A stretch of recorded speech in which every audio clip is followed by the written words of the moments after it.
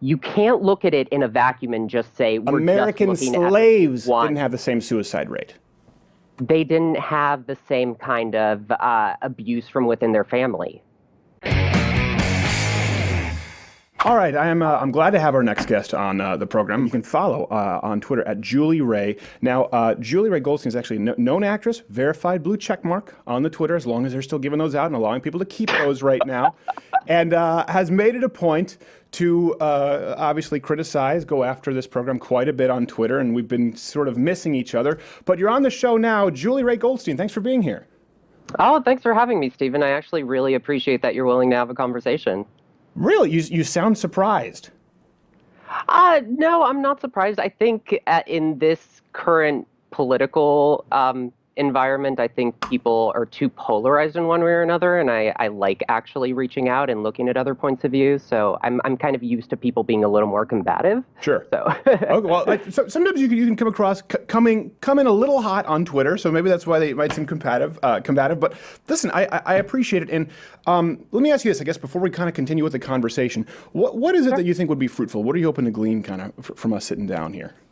Oh, absolutely. I think the thing that interests me the most is making sure that your audience is aware of the actual science behind some of the things that you've said in the past. Sure. I think we both come to it from a scientific perspective. We both want the best for people. I don't think either of us has malicious intent in any regard, but I think there's been a bit of misassociation or misinterpreting or misquoting, misciting the science. Okay. So I just wanted to clarify that. Okay. Well, first off, by the way, I did mention verified actress and blue checkmark, but I should say transgender individual and activist, sure, in case people didn't know, today's topic will be transgenderism. And obviously we've gotten into the science quite a bit with our audience. It's not something that we hide from them. We certainly don't try to keep people in the dark. But yeah, let's start with that then. Where do you think, I know you've criticized me in a few different areas in this program, and really more so people who line up with my worldview as a whole on the current transgender issue. Where do you think it is that we've gotten this wrong?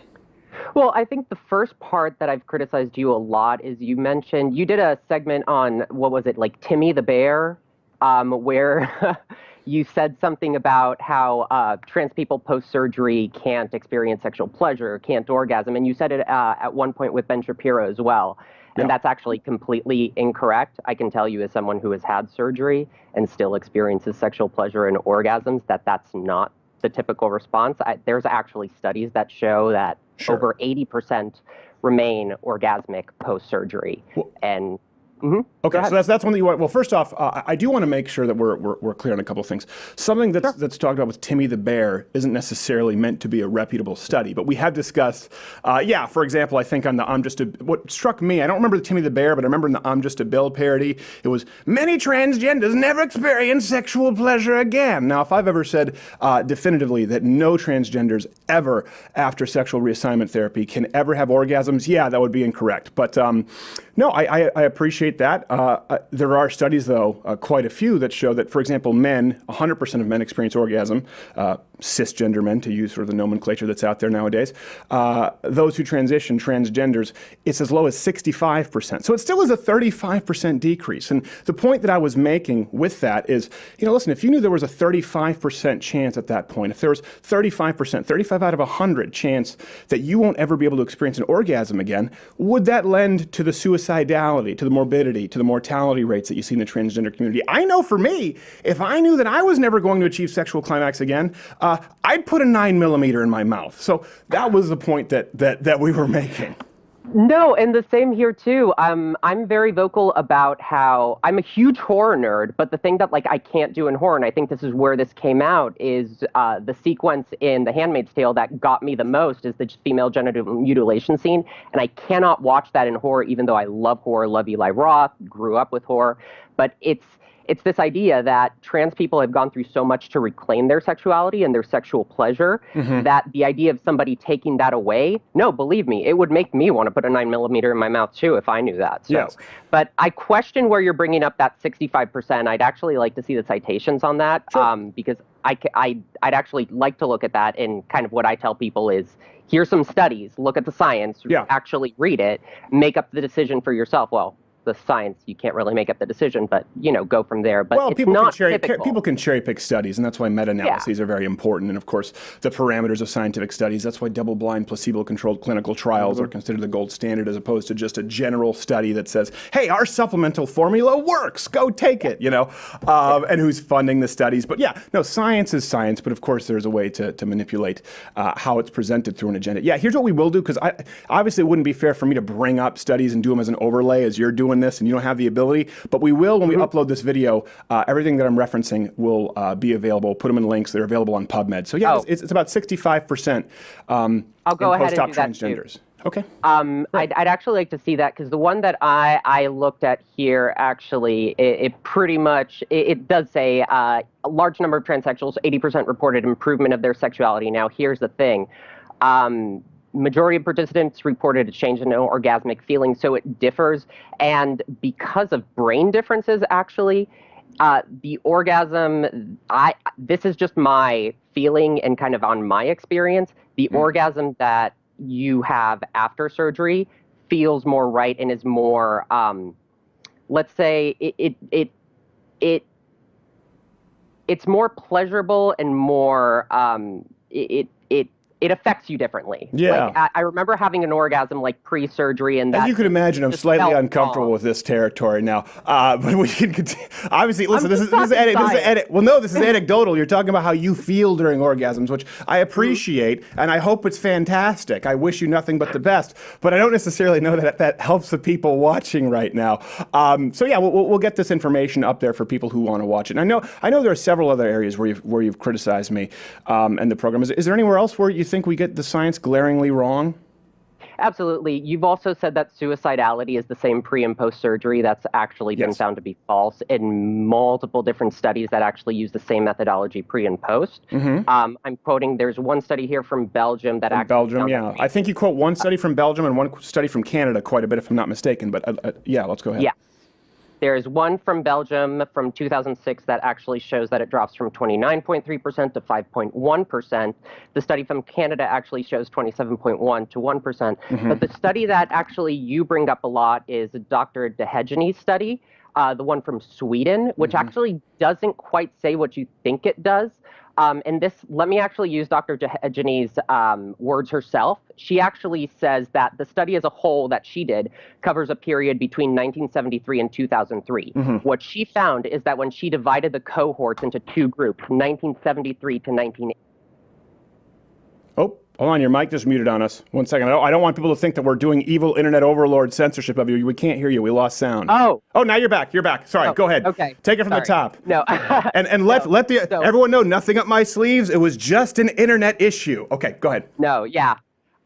So Dr. Dehegeny found that if she divided the cohorts into 1973 to 1988 and 1989 to 2003, obviously, methodology change, diagnostic tools change, procedures change, but she found that if she divided it, the differences in mortality, suicide attempts, and crime actually disappear, and found no different criminality or suicidality than the cisgender controls for the 1989 to 2003 group. There are a couple of things. It's not just the Swedish study, though that's an important one, and it's not exactly how you're presenting it. But I would like to, before we do that, because I appreciate you talk about one Belgian study, one Canadian study. This is important for people to know. Why do you think that I would completely throw out the study you're mentioning from Belgium? I honestly don't know. I mean, I think some people have an agenda. I don't think you... here's the thing. Okay, why do you think I would throw out the one from Canada? No.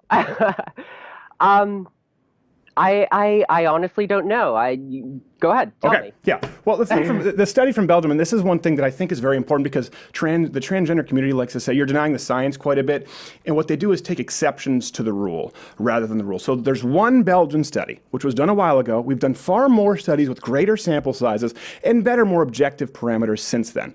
It's interesting to me, too, you just mentioned a 30-point difference between your own studies, the Belgian study and the Canadian study. A couple of reasons for that. The Belgian study, actually, I think it was 100-something people, maybe 107 people who participated.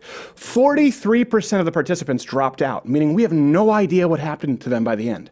We have no idea if they're still alive. So 43% of people who started the study were not included at the end of the study. Only 62, I think, out of 105 or 107. I don't have it in front of me right now. That distorts the number quite a bit. Of course, the Canadian study, for those who don't know, the Canadian study conclusion based on that, well, I will. Let me kind of give you my macro, and then if you disagree with it, you can.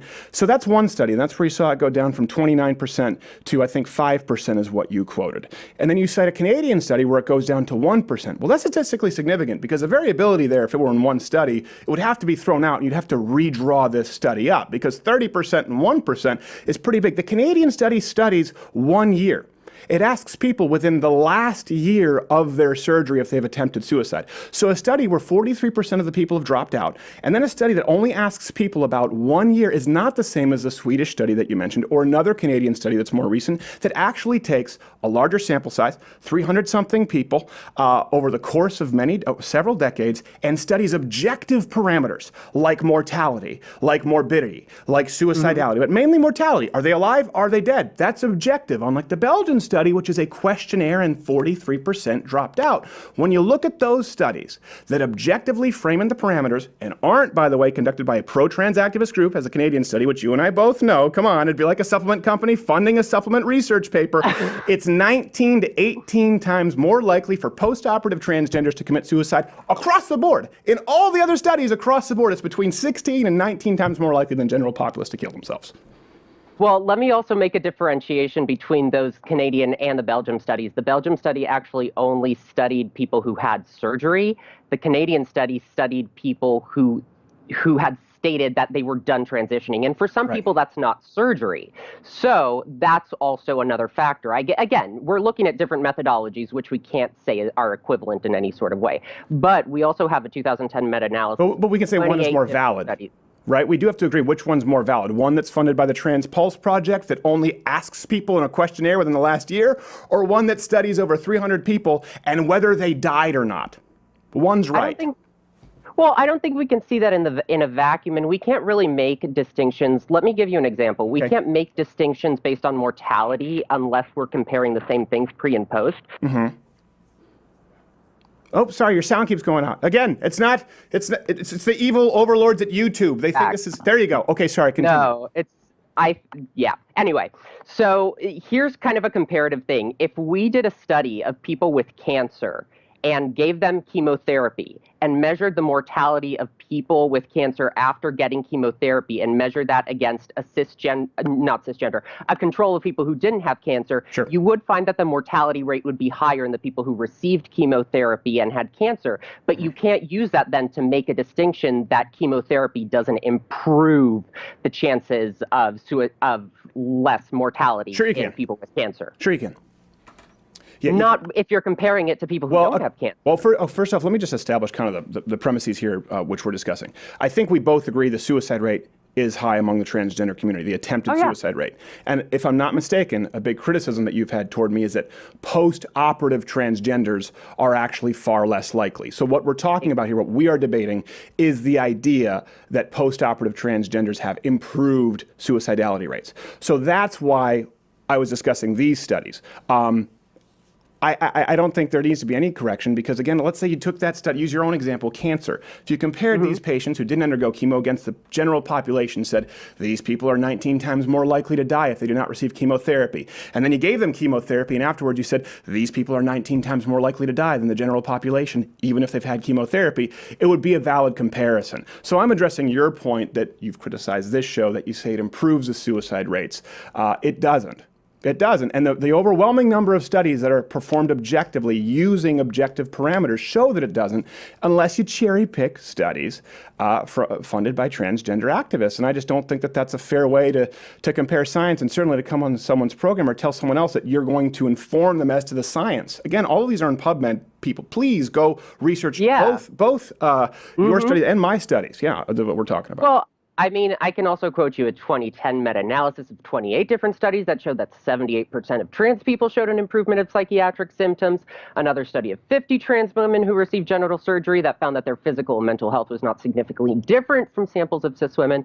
I mean, we have the idea that... That's a question. I need to be Okay. really clear here. It's like this is a big thing I have with sort of socialists on healthcare. This is why Cubans think they have better healthcare than Americans. If you ask someone, do you think your healthcare is better than the United States? And they say yes, it doesn't mean it's better, right? Our mortality rates are better. Our wait times are lower. Your greatest chance of survival with a terminal illness is living in the United States, but people in Cuba, people in Canada think they have better healthcare.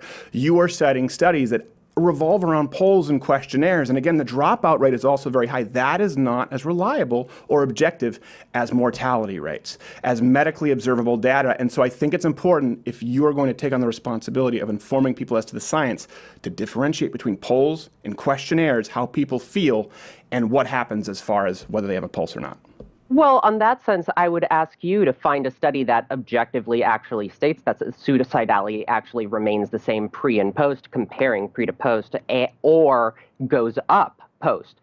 I don't think you can find any study that does that. If you can, please tell me, because I'd love to know. There are a couple studies that I've asked several other conservatives who write on transgender issues to at least, if you know of any, please provide them. I'd be willing to read them. But there's no study that shows suicidality goes up when comparing pre to post. It's never been concluded. I never said goes up. Well, or stays the same. It doesn't get much better, is the point. There can be some studies that show slight improvement, but generally speaking, it's still much higher than the general population. It's not even close. I think there you're making a qualitative distinction there, because it does get better regardless. I mean, there's some that show less than others. I mean, you're playing with numbers there. No, not really. I think if you say they have a 41% attempted suicide rate, if you have a study like the Swedish study that you mentioned, where it goes up about, it's still 19 times higher than the general population, regardless of the information that you discussed. After a 25-year follow-up, there's also a more recent comprehensive Canadian study that came from Toronto, I believe, where it was about 18 times more likely to commit suicide than the general population. These are post-operative transgenders. So again, this matters because it's consistent where, okay, here you've got 19 times, here you've got 18 times. When you look at the mortality rates, the studies are pretty conclusive. Now, it doesn't mean that all of them are going to show the exact same number, but 18, 19 times, that's more consistent than the studies you mentioned, one of which is funded by a transgender activist group that had a 30% down to 5%, and then you said a new Canadian study says it's down to 1%. I mean, most people would look at that and it doesn't pass the sniff test. Again, I think you're looking at it in a vacuum, because there are also studies that have measured not just transition, but other factors, because the high suicide rate, as other trans activists will tell you, doesn't just come from gender dysphoria. It also comes from the way we're treated in the population. And we actually have, I'm looking at one study right here, transphobic violence showed strong associations with suicidality. It showed that 56% had considered suicide in the past year and 29% attempted, contrasting 28 had considered and 4 had attempted who hadn't experienced transphobic harassment, threats, or violence.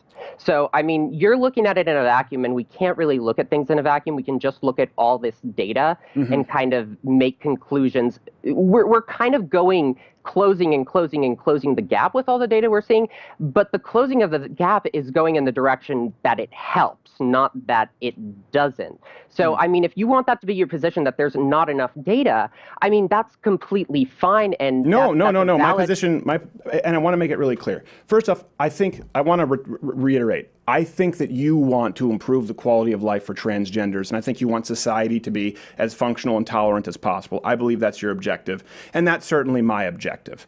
No, my position isn't there's not enough data. I want to be very clear, because I know a lot of times people will have people from opposing viewpoints and sort of feign middle ground. No, my position is that there is such overwhelming data right now that it's not good. Now, what you just said there, I do agree with. Of course, people who are bullied, people who are mistreated, people who are abused probably have increased rates of suicidality. I think we would both agree with that. But the truth is that minority groups in general actually have lower suicide rates. For example, blacks compared to whites. I don't think anyone here would say that black people are less likely to be victims of hate crimes. Nowhere else do you find the attempted suicide rate in society outside of modern transgenderism, and wanting what's best for them, wanting a higher quality of life. I don't think that pumping people with hormones or going through sex reassignment, it's clearly not the solution. That's my stance.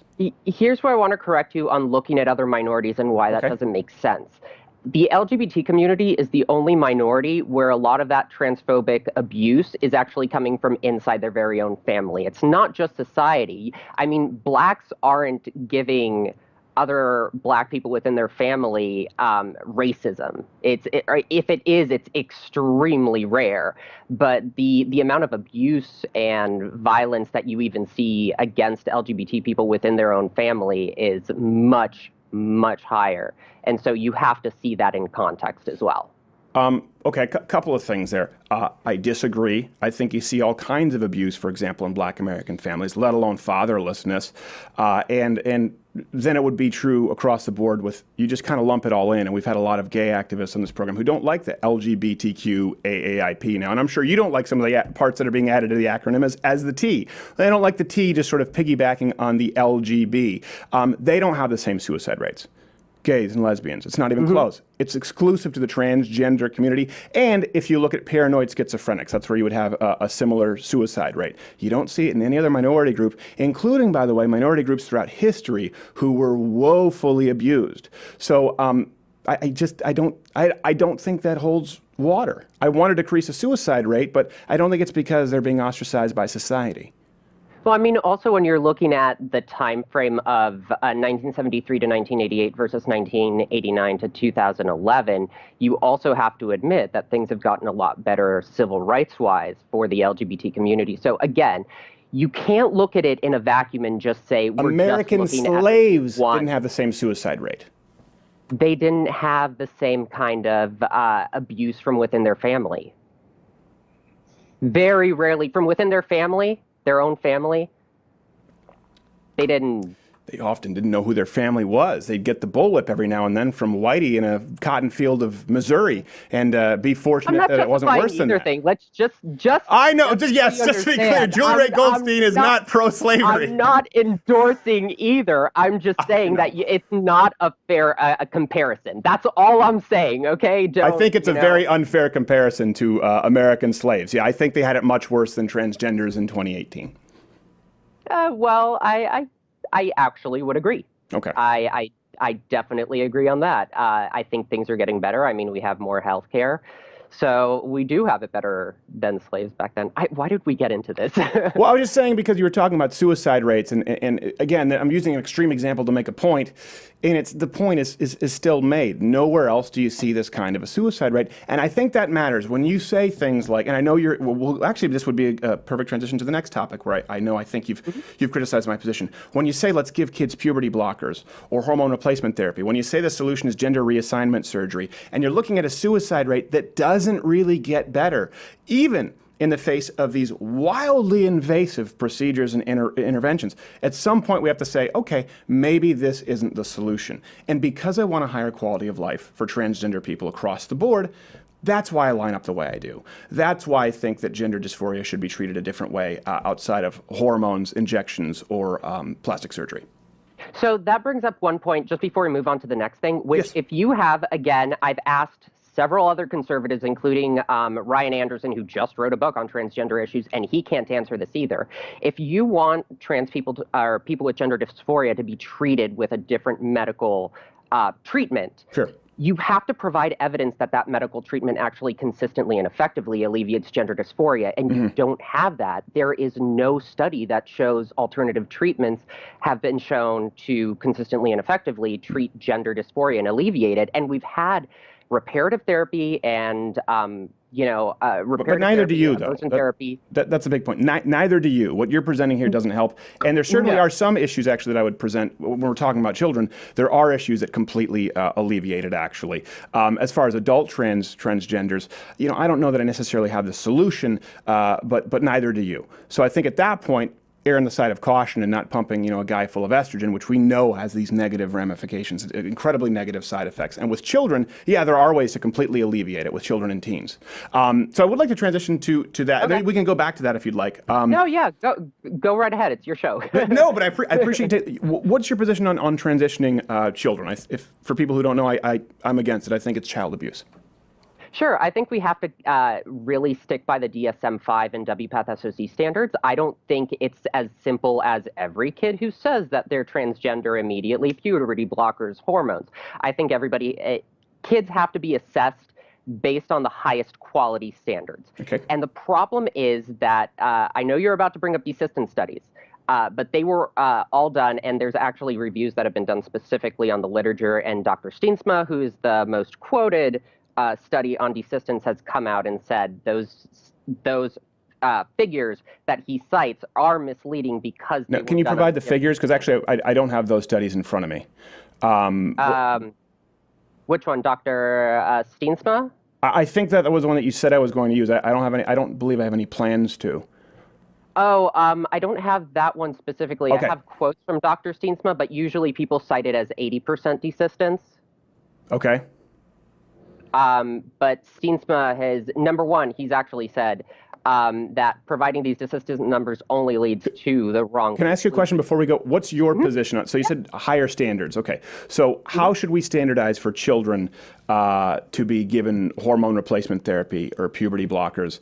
What is a standard to be set, and what age do you think it is? I want to make sure we're not arguing over something that maybe we don't disagree on. So what would be your stance there?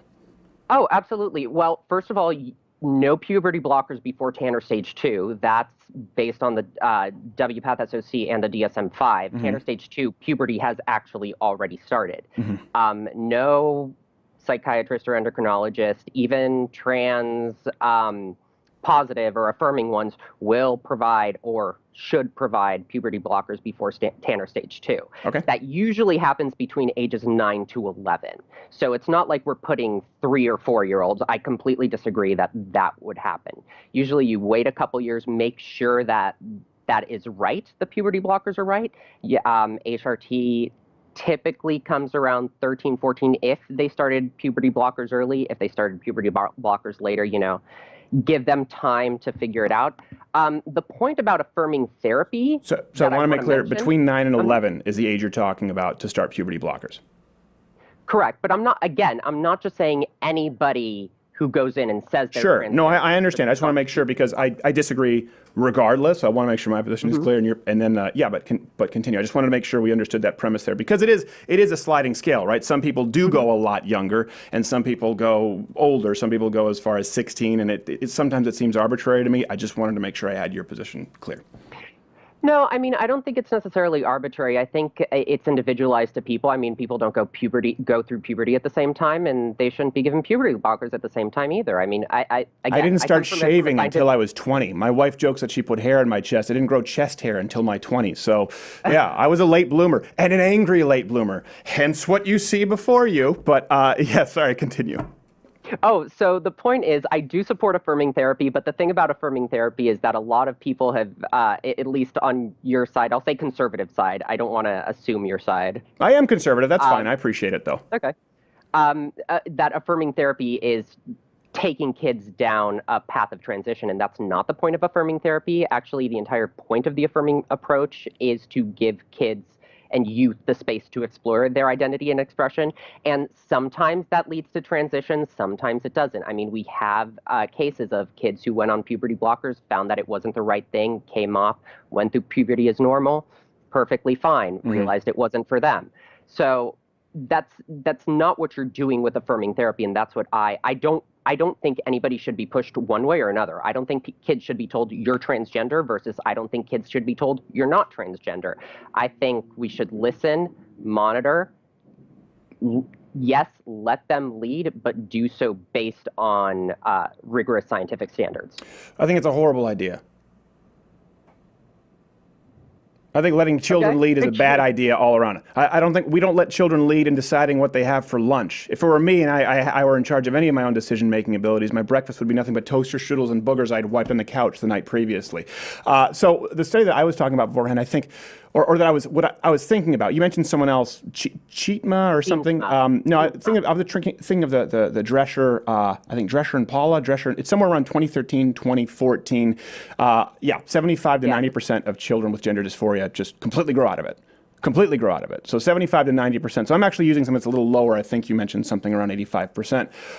So I think that's why the standards are so important, especially when we're talking about putting children on puberty blockers. And especially like you talked about, endocrinologists, the connection between neurology and hormones is unbelievably powerful. And we're talking at a rapid stage where the brain is developing, and it directly correlates to hormonal transitioning.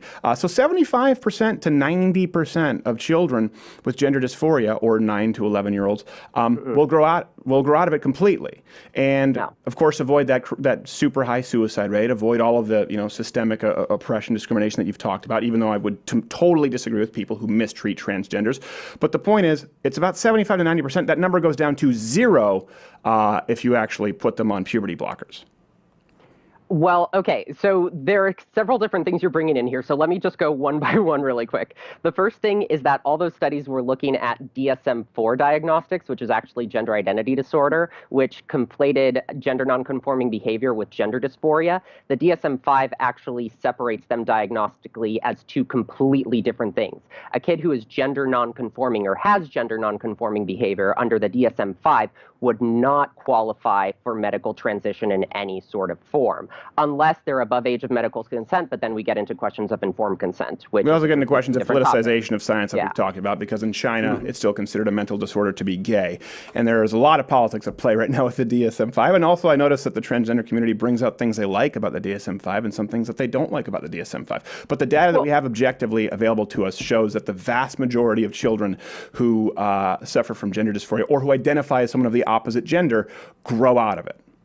Well, let me get back to your 0%, because I think that's very, very important, because the kids, for the most part, right now, who are being given puberty blockers have been diagnosed with gender dysphoria based on the DSM-5 specifically, which means that they are not likely to desist. So you're making a distinction that going on puberty blockers is what's causing, not desistance.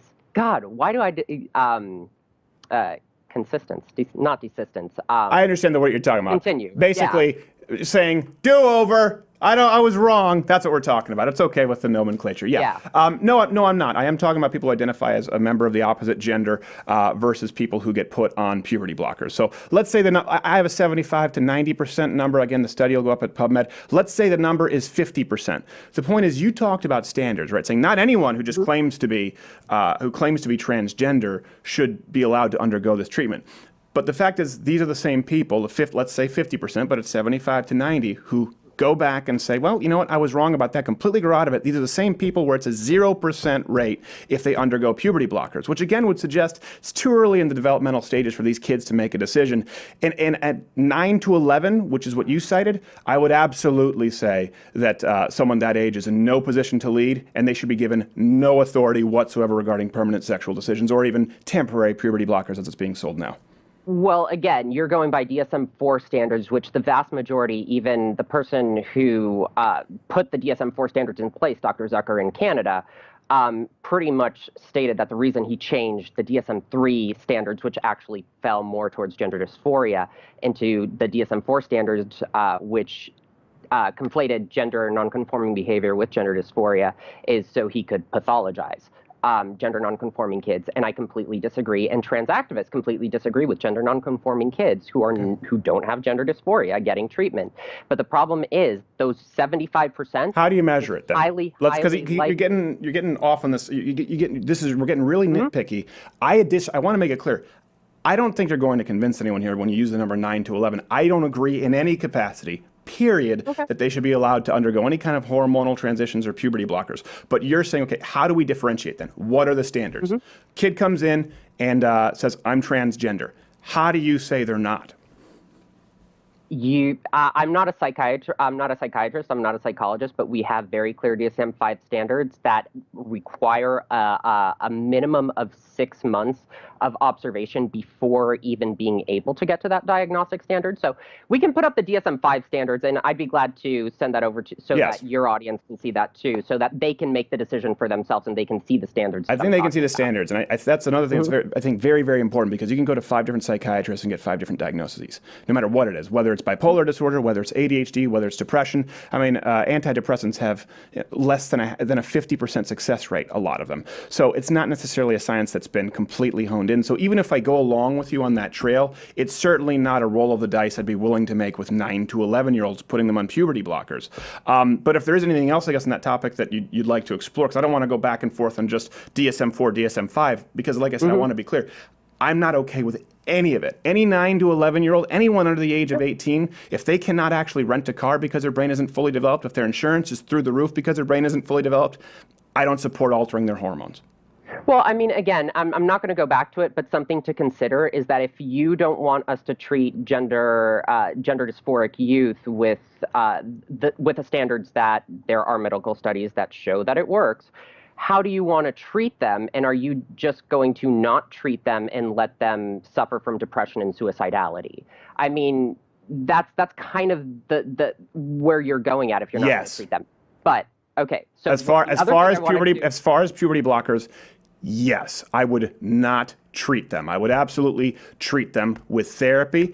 Of course, try to teach them to live with, but we always talk about kids accepting themselves for who they are. I know we're going to get into a great territory. Well, who they are is really secretly a woman trapped in a man's body or a girl trapped in a boy's body. I would certainly use therapy and try to get them to come to grips with the biological reality that they're a boy or a girl than I would administering puberty blockers to 9 or 11-year-olds. Yes. I hope I've answered it clearly. Okay, and again, kind of where I was coming with that is for your side, if you want to convince people on my side, is actually go through studies of treating kids with that method, and let's see if it works. If it's medically found to be working, maybe you have a point. I think it's child abuse. I wouldn't be willing, just like I wouldn't be willing to test radioactive material on children that could harm them and say, well, we'll have a study. Listen, it's the same reason it's really hard to get pharmaceutical drugs for cancer, right, to get approved. A lot of people think it's big pharma.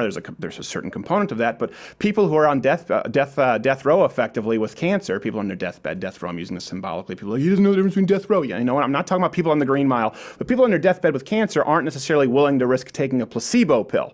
I'm not willing to risk experimental treatment with children and hormone blockers. Period. Me either, and that's where we agree, but we're coming at it from different places. We both agree that we don't want to experiment on children, but we both see it from a different side. So. Okay. Okay. Now, the one thing I wanted to get back to you on brains is we actually do have plenty of studies that have studied pre-treatment trans people, comparing them to cisgender people, and found that those brain differences occur before treatment. It's not something that just occurs with the HRT or with surgery. It's something that is ingrained, and there are studies that are showing it. There was a study released earlier this year that, again, I'll cite in the video, that showed it in kids under 10, that those differences in the brain, where they looked at trans girls and found that the brains were more similar to those of cisgender girls and trans boys, cis boys, equally. So it's not just something that happens with treatment. It's something that is innate in a certain sense. Okay. I would disagree, but I do appreciate you presenting this, because it seems to me that you would be making the argument that transgenderism is not gender, it's biological, it's sex. There's a male brain and a female brain, would seem to be the premise of your position there.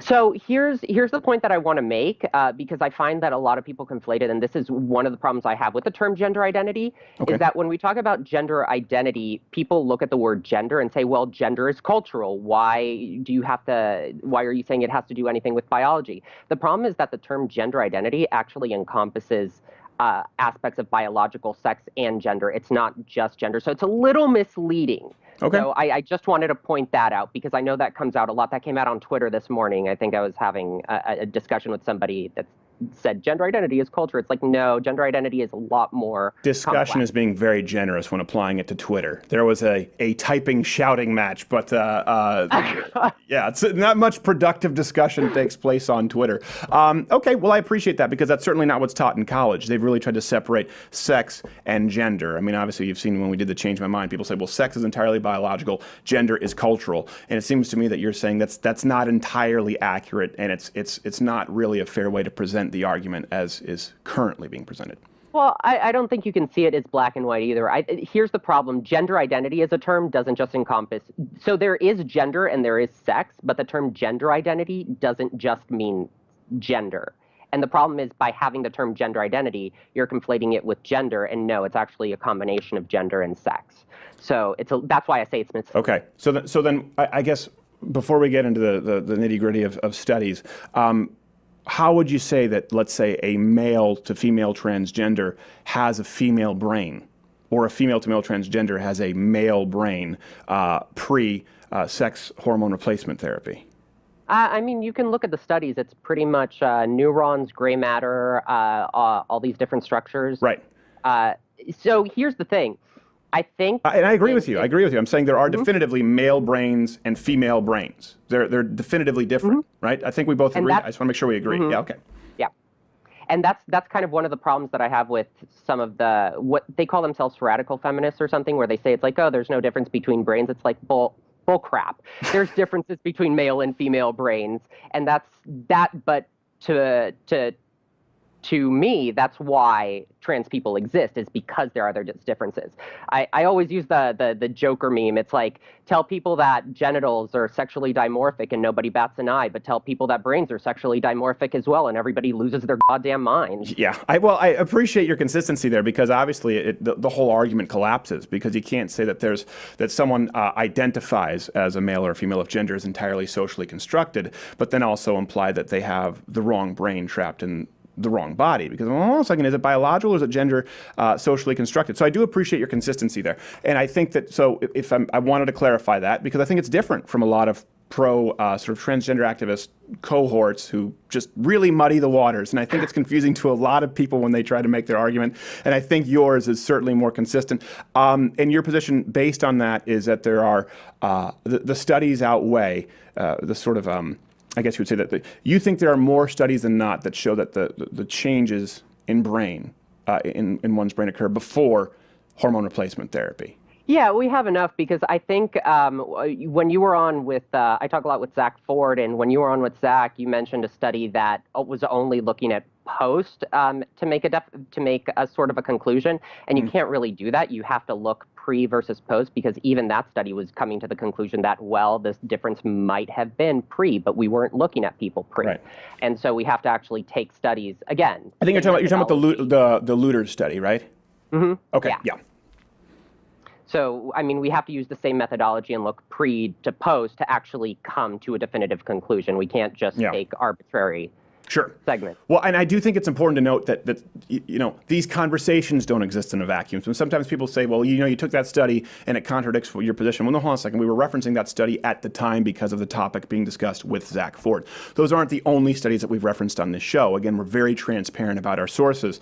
I do think you're right that you do need to compare pre and post. And the study that I think we've used on this show quite a bit more is the Savick and Arbor study that actually shows that no, the changes occurred after. And that they didn't believe in the dogma that transgender brains are somehow different before any kind of hormone replacement therapy. So that's one, I think, again, it's at PubMed. People can find it. I believe it's Savick and Arbor. There was another one published in 2018 that found, actually, funny enough, something that might have surprised both of us, that some variations in transgender brains actually were a byproduct of environment and culture, not vice versa. So there are quite a few studies out there that would actually sort of undermine your premise. Yeah, and I'm always, look at the data, make up your own mind, but I think medical organizations are going to make up their mind based on the studies they have and the conclusions that those studies have drawn. And while all the studies are showing one sort of perspective and one conclusion, and all are kind of, regardless of how big or how small they are, they're kind of coming to the same conclusion. Again, I get that you disagree, but while they come to that same conclusion, they're going to set their standards a certain way. And that's why and this is kind of where I'm going to tell you, if you want to win, if your side wants to change medical standards, what you need to do. No, we're not the one trying to change medical standards. Let me make that really clear here. The transgender community is. We're not changing medical standards. I think the medical standards, that's where I kind of go a little back, because I think the medical standards are fine as is. I mean, now the AMA, the APA,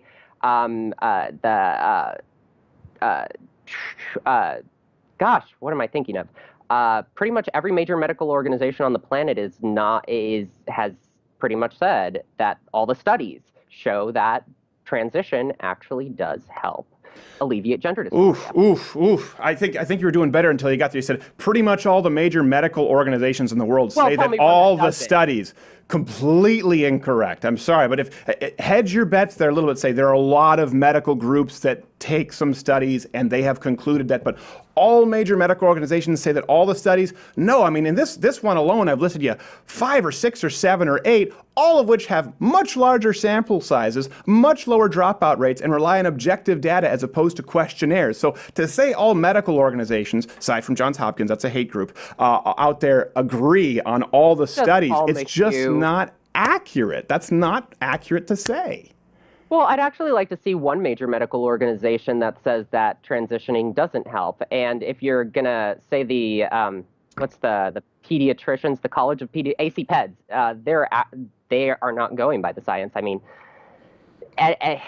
well, see, this is what you're doing with your research as well. I would say you cherry pick where you go, well, they're not going by the science the science that I've established here, the science that I agree with. They're not going. Johns Hopkins is not going with our science. Therefore, all of the studies agree with me. No, I just presented more than you have presented with bigger sampling sizes and more objective data. Again, mortality rates are more objective than questionnaires. And that's what's important. And when you look at the objective studies and parameters, first off, I would even give you this. There are some that there are conflicting studies. I would even give you that. But you seem so secure in the data that you presented, which largely is based on polling and questionnaires and eliminated any scientific data that disagrees with your position. I don't think you're going to convince anyone. And I think that's a real problem. It's not my job, listen, to win people over to the idea that if you're born chromosomally a man and with a penis that undergoing a sex reassignment surgery doesn't make you a woman. It's not my job to prove that. It's never been my job to prove that. And I think if you're going to prove it definitively and tell people they need to know, they're not educated on the science, you have to do better than cherry picking some studies. There's only one person here who's presented studies that were funded by trans activist groups or any kind of a group that would have a political bias, and it's been yourself. There's only been one person here who's presented studies that rely on questionnaires or subjective data or polling, and that's been yourself. And I think that's important. So then to make the statement that all major medical organizations agree on all the studies, that is the issue. That's not intellectually honest. I think we could both agree on that statement. Oh, okay. I'll admit that saying all is probably a little facetious. Okay. I'll say the majority. Okay. All right. Now, here's the thing with Johns Hopkins. I want to just point out really quick the study that Paul McHugh did that in the 70s that determined that transitioning doesn't help. He was actually using his own biases. So let me just give you an example, and I'll tell you, like, for myself, I am a transgender woman who went through surgery and everything, but I still have relationships with women. I am a lesbian. I like women. According to Paul McHugh, I would have a negative, lesser quality of life standard based on the study that he used to end transition treatment at Johns Hopkins. So I definitely want to say, people look at the study that Paul McHugh is used in the 70s to stop the transition treatment. It's a little more complex than he found that it didn't help. He was using his own biases to determine that it didn't help. Yes, and by the way, I want to be clear. I was referring to them because a lot of people I know refer to them as a hate group. I didn't reference any of their studies here today, but I would agree that there's some bias there from him. Much like the Trans Pulse Project, which was the first study that you cited here, with a Canadian study that only studied people 1 year after transitioning and whether they felt like they wanted to commit suicide or not. All right, listen, Julie Rei Goldstein, I really do appreciate you taking the time. Where is the best place for people to find you? And everyone out there, be polite, comment below, show your support for us having a discussion, because you know what I love about this? You and I agreed on virtually nothing. It doesn't have to be common ground or assholery. You can completely disagree and be civil. And so I hope that you feel the same way. I really appreciated this conversation. No, I'm not finding this. I think neither of us are finding this a lot lately in the current environment. We're just not, all we hear is like all these noise and we're not having conversations. I think we need to be doing this more often. Just my personal opinion. I completely agree with you. And so they can find me at Julie Rei, JULIEREI, Rei, REI, like the store, not the pop star. On Twitter, all over the place. I'm an actress, as you mentioned. I'm the only, probably only, or one or two, trans actresses in Hollywood currently working who has never been on a reality show or worked as a transgender character on a show, even Okay. though I've been on like Comedy Central, and worked with Ilana Glazer, Zach Galifianakis, a bunch of really good people. You can look at my IMDb for all of that stuff, but look at my Twitter. I make announcements there. I also stream on Twitch if you like video games, which I'm sure most of your audience does. I don't. See, that would be an example where I have more of a female brain. But let me ask you this. I think you and I might find some common ground there, because if I'm not mistaken, right now they're mad at lesbian Batwoman or lesbian Superwoman for not being woke enough. And a lot of people get mad when there are actors who aren't trans playing trans characters. If I'm not mistaken, you're not necessarily entirely on board with that, right? Well, here's the thing. I've actually been outspoken for years about what is called virtue signaling, and I actually wrote a piece for Time criticizing Mount Holyoke when they took out the vagina monologues for saying that it wasn't trans inclusive. I actually wrote a piece for Time because I'm like, I've done the vagina monologues for over a decade. It's one of the most trans inclusive pieces there is. And even within the horror community, we have like there are haunts every October, and the haunt community. There are a lot of people within the haunt community who are affected by mental health issues. It's a completely different topic, but it seems like people are trying to talk for other groups, and I hate that. Yeah. Just let people talk for themselves. No virtue signaling. That's my personal Well, opinion. I appreciate that. Do you get aggravated if you see a non-transgender, for example, like Jeffrey Tambor in Transparent? There's a tongue twister to say. Let's disregard, that he was groping the craft services lady at the table behind the camera. But where do you line up on that? Because again, I appreciate your consistency there. Mm-hmm.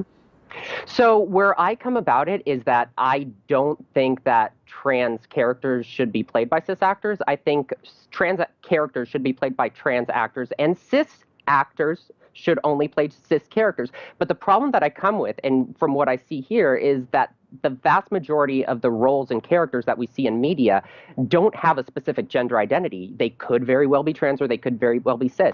And when you have a position like that, and what I advocate for is for casting directors to bring in more trans actors for all those other types of roles. For example, I've played an android, I played a cave woman, I played Lauren Cohan's sister on Tim and Eric. Okay. And, you could say that they were trans, or you could say that they were cis, because gender identity didn't matter for any of the roles that I was doing. And I'm very for more trans actors getting into those kind of roles and being brought in for those kind of roles. But when it is a specific trans character or a cis character, I think that should be specific, regardless of which way you're going. Well, and I appreciate that because it's consistent. Because obviously Hollywood has had it both ways, where they've had cis characters played by transgender actors sometimes, and then when you go the other way, they're going, well, hold on, it has to be a transgender actor. I would, you know what? I would go with you on that. If those were the rules, okay. I just think everyone's a little bit murky on the rule book, and now they're trying to retroactively rewrite the rules on who can play gay characters. In that case, Ang Lee would have never won an Oscar. All right, at Julie Rei, Julie Rei, REI. Julie Rei Goldstein, thank you for taking the time today. We really do appreciate it, and I hope you stay happy, safe, healthy. Thanks, Stephen. You too. Take it easy. Hey, if you like this video, subscribe or click the notification bell right next to the subscription button, because subscribing doesn't mean anything anymore now, according to the YouTube gods. And if you like the late night show, you can watch it every single day, a full hour, at loudwithcreditor.com/mugclub. Subscribe there. That way, we aren't beholden to the evil YouTube overlords, and we don't have to start playing video games with mouth sound effects or children react.